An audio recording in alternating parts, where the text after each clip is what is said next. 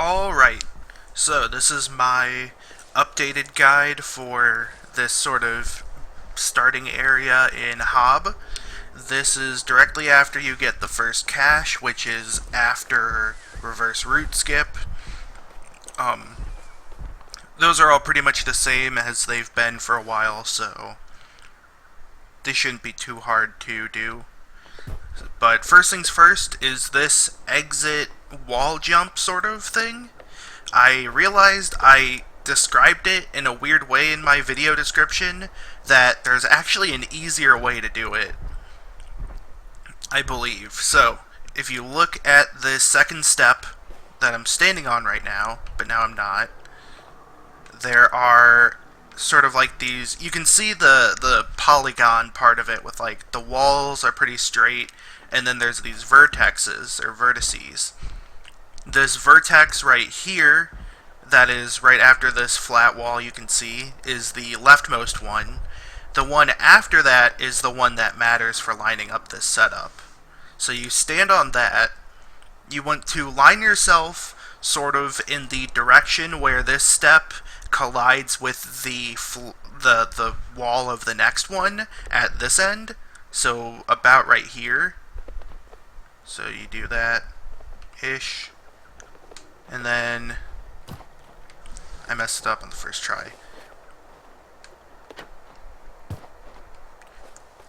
And this is still a really tricky jump, but hopefully this is easier. Yeah, so you jump right about when you reach that corner where it sort of crosses into itself. Sometimes you might get like a like a boost from stepping up onto the top cliff platform thing. Just as long as you line yourself up right, that shouldn't affect you too much. Just because, you know, you don't want to get hit by the bush hitbox and fall back down. And I don't think you want to technically touch the wall of this top platform. I think that might slow you down or something. But if you do it right, pretty much, yeah, it's still a tricky jump basically, but if you do it right, you should be able to just get over there easily. It's also worth noting that when you jump over here, I believe you have to pretty quickly move the control stick like straight right, about right around when you get over the crest of where the bush is, sort of the apex or whatever. You want to hold right, because I don't think if you're holding in that forward right position, or top right, that you'll actually climb onto it. So then,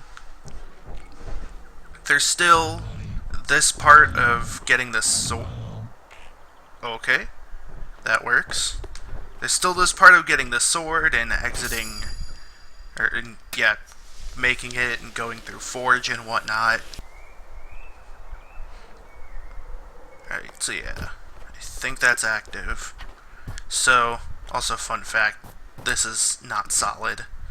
So, if you look at here, I'm standing about, like, so that his feet and his side is parallel to this side bevel. Then you're going to roll down to about here, and then down in diagonal, kind of this direction, towards the corner, but not really towards the corner. It's more like this inward curve, and you're going to be doing that as like an attack roll to then long jump on top of this bush and on top of this wall. So it should look something like that, except not. It's another thing where if you get too close to the other bushes, it will mess up your speed. So yeah, that's what it looks like. Also, so for this bush, if you have to mash A basically once you're near it, because if you are not doing that, then you'll just slide off the bush. And also, you have to make sure you give yourself enough room to jump, or else you'll do that thing I just did where you kind of just sword slash. And if you jump too far, then you will just jump over the bush. So you can jump too well. But if you do it right, that's about what it should look like. You just climb over this thing. And we have the first boss. Same thing as usual. I know there's a way you can get behind those bushes in that tree, and you can climb on top of the curved ramp sort of thing, the quarter pipe. But I don't think that does anything, and from what I've messed around, there's no way you can skip that first boss fight. Exited Punch Cave. Go talk to Jeeves over here.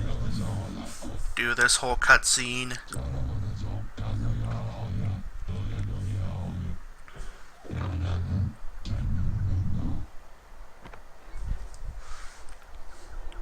And then I think it's faster to just break the wall now that you have Punch. Technically, you can do a rolling long jump kind of in a really weird way. I believe it's like from that step, but it's really awful and probably not worth it. So yeah. Just punch this. Then you want to go down here and get this cache, since we didn't do the rest of that area.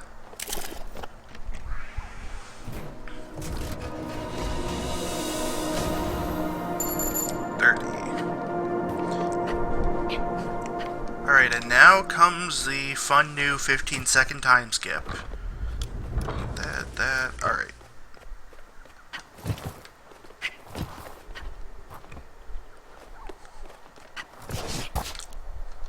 So, get this checkpoint, and do a checkpoint boost onto here.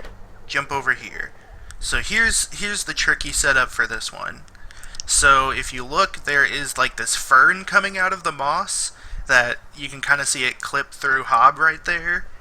And there's this little moss dot. You want to stand about where those are. Charge up the punch and aim it towards the button. The angle is kind of awkward, but I think about here, maybe like towards the lower portion of that flower on the wall. And I died, but that was too high, but you get the idea. Pretty much, I know the main thing is just you want to stand about where that is, a little close to the wall between the fern and that moss circle. And a lot of people have been doing the, like, grabbing onto the corner. Technically, if you get it, you can just, like, ground slam the button. I don't know if there's any difference, but you pretty much just end up doing that either way. Then you can still walk around that guy. I did want to mention in this video that there is something funny that if you don't ditch Jeeves, there is still another way you can do that by going through the loading zone of that room that's in that area. I think you get like a cape upgrade there. But that's just a little funny thing I found. Alright. Do this the normal way. Go around this side of electric like normal. And you still want to do that. So, yeah, we're getting this cache instead of the one that you normally get if you take the intended way here. That one you have to like climb up some vines and then climb down some vines. This one you do that, and then when you go up this ladder, the hole you want to go down is right there. That gets you to like where the battery is and all that. But if you go to about here where Hob can't be seen, you hold right and you jump off the ladder to the right, you're just on the ground over here. So I don't really think that saves a whole lot of time, but I mean it's very easy to do. So when you're getting that cache, you might as well do it. Put that in there. Probably don't do that, I think that wastes time. There is that jump. Oh. This is another one where if you don't really know how to do it, it can be really awkward. I think it's mainly this, like, smaller of the three rocks that makes the most difference height-wise. Alright, and then fall damage cancel. I know I watched a video Half did on this, but the description was kind of simple, I guess. There's a very specific rhythm, and it's like, sort of like a duh, duh, duh. And so, to that, what you're going to do is you're going to do a walking sword slash off the platform, and then for the second beat in that sort of bit, you would do a sword slash, and then the last one is a punch. It's also worth noting that when you do the first sword slash, you have to press no buttons for like a brief half second, or else you won't be able to do the other stuff. So, it's like da, da, da. And normally you don't fall off the edge.